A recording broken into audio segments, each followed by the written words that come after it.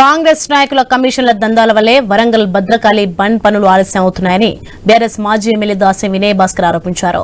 హన్మకొండలోని Bhadrakali bund పనులను ఆయన పరిశీలించారు. కాంగ్రెస్ నేతలకు కక్ష సాధింపులే తప్ప అభివృద్ధిపై చిత్తశుద్ది లేదన్నారు.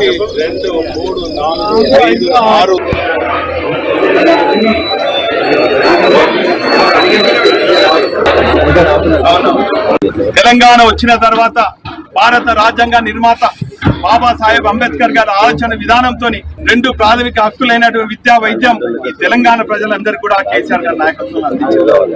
ఉద్యమం సమయంలో నీళ్లు నిధులు నియామకాలంటే లక్షలాది ఎకరాలకు నీళ్లు అందించాలనే ప్రపంచం అబ్బుపోయే విధంగా కాళేశ్వరం నిర్మాణం చేస్తే ఈ రోజు తెలంగాణ సాధించిన వ్యక్తి, తెలంగాణ ప్రజలందరూ కూడా ఆరాధ దైవంగా చూసే కేసీఆర్ కమిషన్ల పేరిట మరి నిలిచి మరి అక్కడ నిలబెట్టడం జరిగింది. కేసీఆర్ గారు కానీ, కేటీఆర్ గారు కానీ, హరీష్ రావు గారు కానీ, మా పార్టీ నాయకులకు కానీ, మాజీ మంత్రులకు కానీ, శాసనసభ్యులకు కానీ మాకు చట్టం అంటే గౌరవం ఉన్నారు. ఇంత ఘోరమా? మట్టి నమ్మే రాజకీయ నాయకులను ఈ ప్రభుత్వం, ఈ కాంగ్రెస్